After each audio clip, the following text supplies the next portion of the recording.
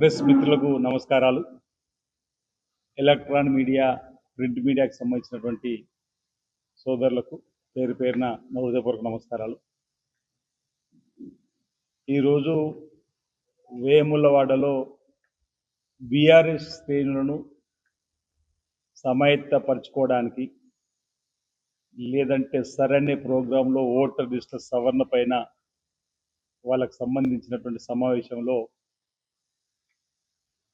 BRS party శ్రేణులను ఉత్తేజపరచడానిక లేదంటే BRS party యొక్క ప్రభావం ఈ ప్రాంతంలో తగ్గుతున్నటువంటి సందర్భంలోన ఓ తప్పుడు ప్రచారము, వాస్తవానికి దూరంగా ఉండేటువంటి ప్రచారము, చెప్పాలంటే పచ్చి అబద్ధాలను ఆ సభ ద్వారా బయట ప్రపంచానికి, ప్రజలకు, రైతులకు చెప్పే ప్రయత్నం చేసినటువంటి వైనాన్ని ముందుగా తప్పుపడుతుంది. ఓవైపు కేటీఆర్ కానీ, కల్వకుంట్ల కుటుంబానికి సంబంధించినటువంటి నాయకత్వం అబద్ధాలను ప్రచారం చేస్తూ ఇప్పటివరకు మనుగడ కొనసాగించిన తీరును ప్రజలు గమనించిన వేళ ప్రజలు వాస్తవాలను గ్రహించి అధికారానికి దూరంగా 2.5 సంవత్సరాల క్రితం పెట్టినటువంటి సందర్భం మనం అందరం కూడా గమనించాం. అయినా జరిగిన తప్పులను సమీక్షించుకోకుండా మళ్ళీ అబద్ధాలను ప్రచారం చేయడానికి కోసం వేములవాడ సభను వాడుకున్నట్టుగా కనిపిస్తున్న సందర్భంలో ఈ ప్రెస్ మీట్ ఇప్పుడు మీరు పెట్టవలసిన సందర్భం. వాస్తవాలను ప్రజలకు అందివ్వాలని చెప్పిన లక్ష్యాలు మీరు పెట్టడం జరుగుతాం.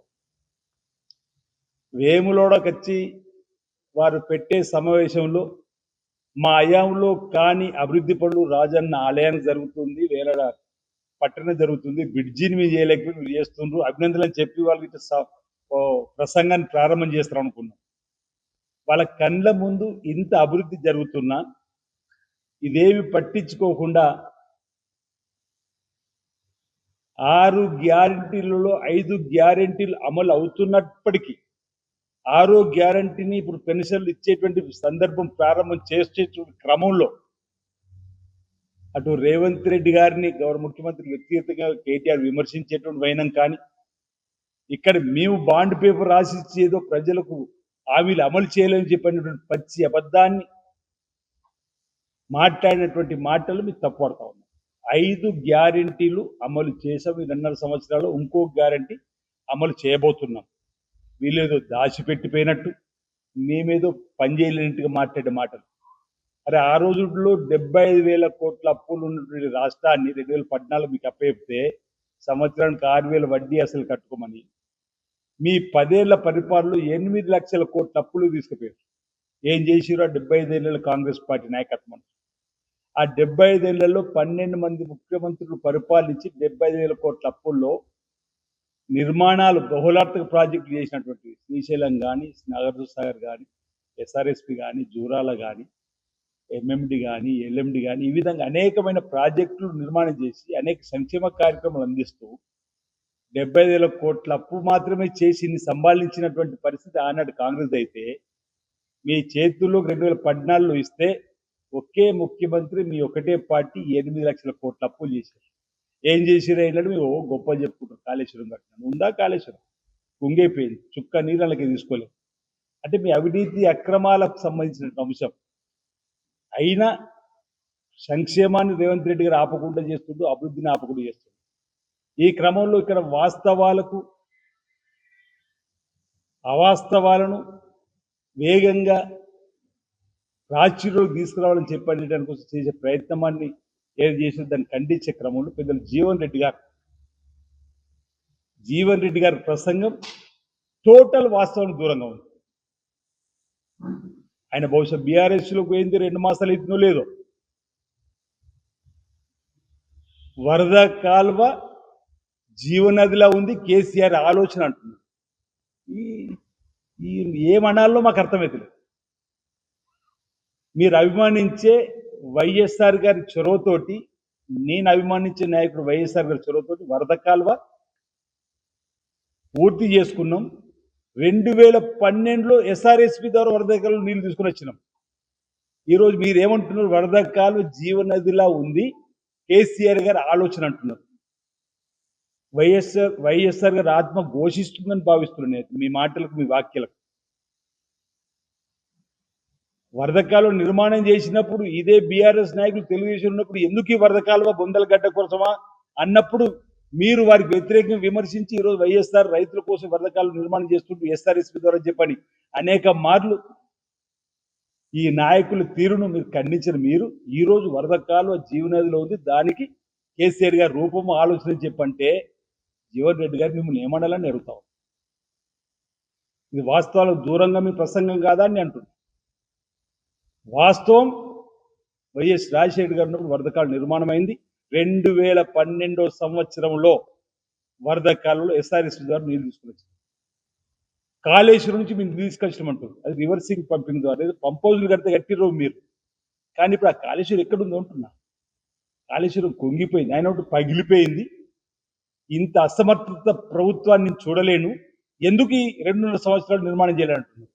అసమర్థత ప్రభుత్వం మాది కాదు, అసమర్థత అవినీతి అక్రమాలతో నిర్మాణం చేసినటువంటి నీ బీఆర్ఎస్ ప్రభుత్వానికి సంబంధించినటువంటి ఆలోచనతో కుంగిపోయినటువంటి సందర్భంలో నేషనల్ డ్యామ్ సేఫ్టీ అధికారులు NDSA మేము చెప్పేదాకా నిర్మాణం చేయొద్దని చెప్పని బీఆర్ఎస్ ప్రభుత్వం ఉన్నప్పుడే చెప్పిన సందర్భాన్ని పురస్కరించుకుని ఆగినమే తప్ప మాకు నిర్మాణం చేయాలని లేదు, నిర్మాణం చేయాలని లేనటువంటి ఆలోచన లేదు.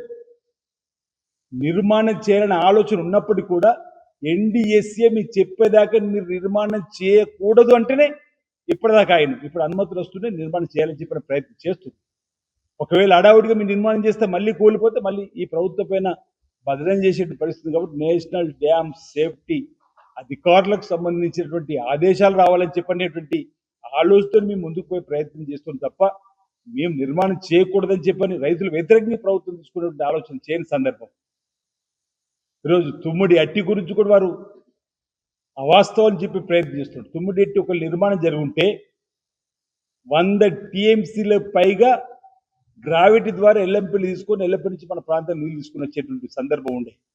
అరే అప్పుడు మీ పక్కన ఉన్నటువంటి నాయకుడిని లోఫర్ అని, ఈరోజు ఆయన పక్కన కేసీఆర్ఏ భవిష్యత్తు నాయకుడు అని చెప్పే విధంగా మాట్లాడేటువంటి మాటలు. సరే మీకు ఆయన నచ్చితే నచ్చుండొచ్చు, మాకు అభ్యంతరం లేదు.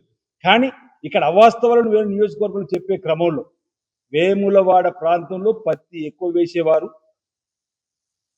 ఈ మధ్యలో ఎటు చూసిన వేనాల పొలాలు అది కేసీఆర్ భవిష్యత్తు నిర్మాణం ద్వారా వచ్చినాయి అంటున్నారు. ఇంతకంటే పొరపాటు అబద్ధపు ప్రచారం ఇక్కడ ఉంటుందని అడుగుతున్నాను. మీరు సాక్షి కదా. నేను టెంపుల్ చైర్మన్గా ఉన్నా, ఎంపీగా ఉన్నా, చందుర్తి మల్యాల్లో పెద్ద బహిరంగ సభలో అప్పుడు రాజశేఖర్ గారు ఎమ్మెల్యే,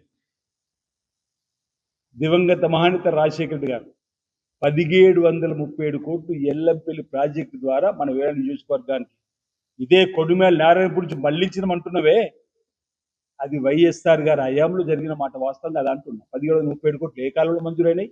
2005లో అంటున్నా. మల్యాల్లో ప్రకటించిన సందర్భం. ఫాజునార్ ప్రాజెక్టు పూర్తయింది అన్నట్టు 2009 కట్టమంది. రుద్రంగిలో నాగర్ ప్రాజెక్టు పూర్తి చేసుకుని 2009 కట్టమంది. ఈరోజు ఆ ఎల్లంపల్లి ద్వారా వచ్చే నీళ్ళను కూడా కాళేశ్వరం నీళ్ళని నమ్మిస్తుంది.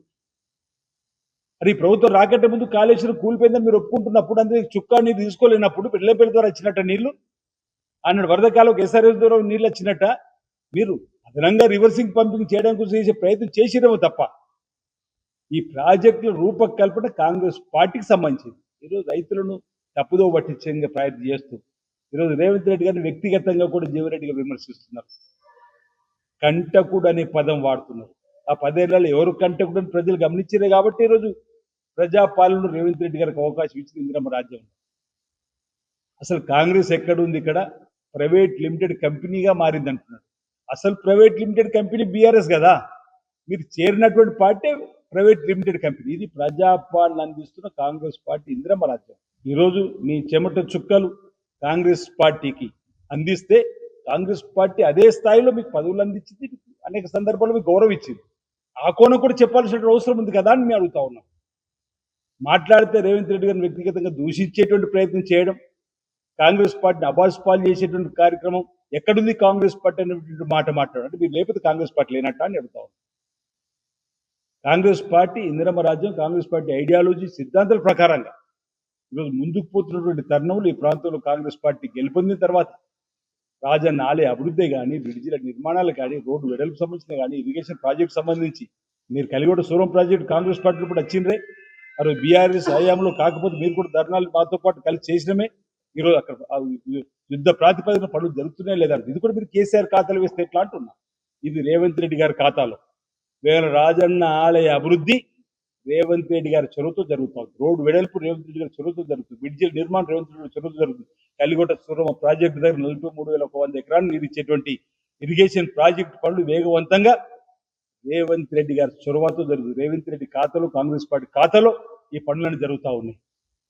ఈరోజు కేటీఆర్ అంటున్నాడు మండలానికి వస్తా, అక్కడ ఏమేమి పనులు జరిగిపోతే దానిపైన మనం ప్రజల పక్షాన పోరాటం చేస్తాం. మీ 10 ఏళ్ళలో పడవడ్డ పనులను మేము చేసినాము, చేయబోతున్నాము.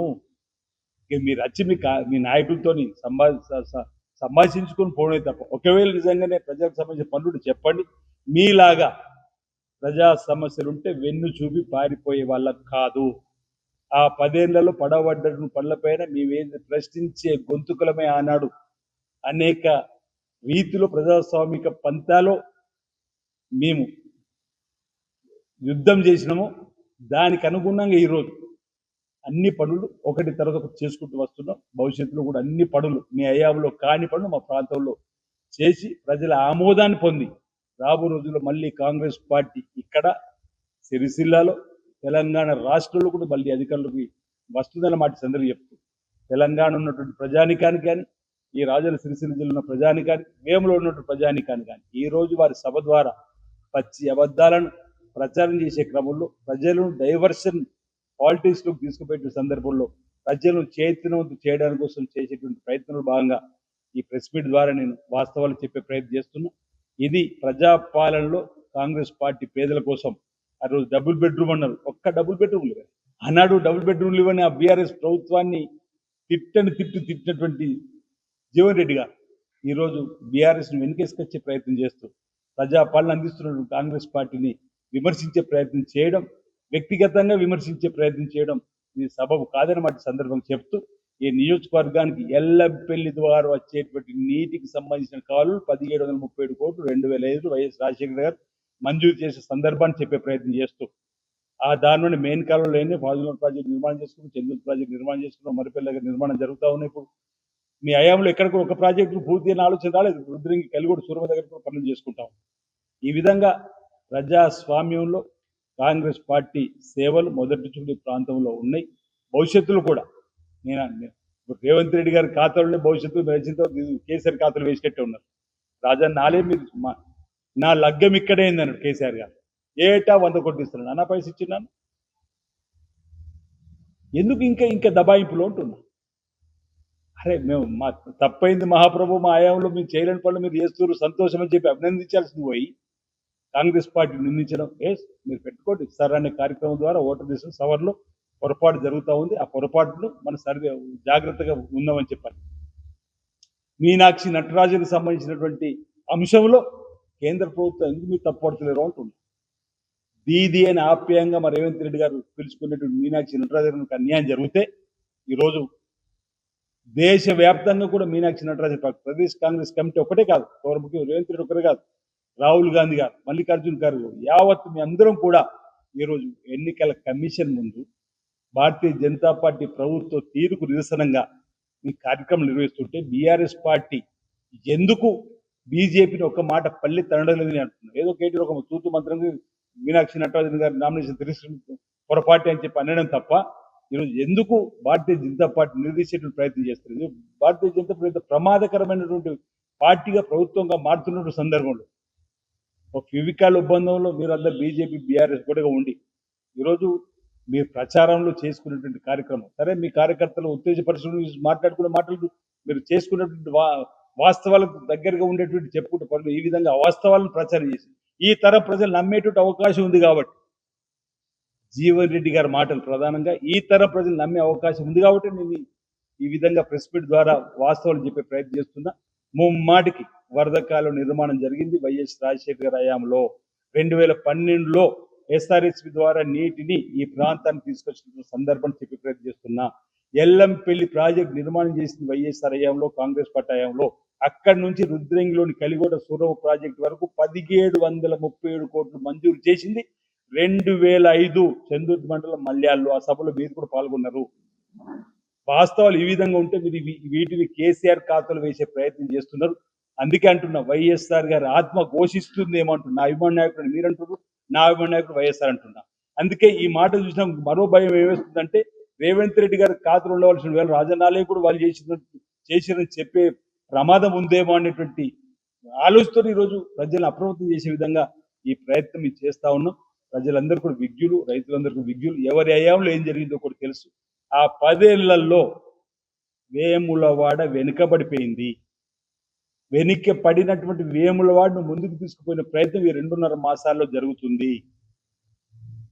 మీరు వేనాడికి వచ్చినప్పుడు మీ కళ్ళ ముందు రోడ్డు వెడల్పు కనిపిస్తలేదా?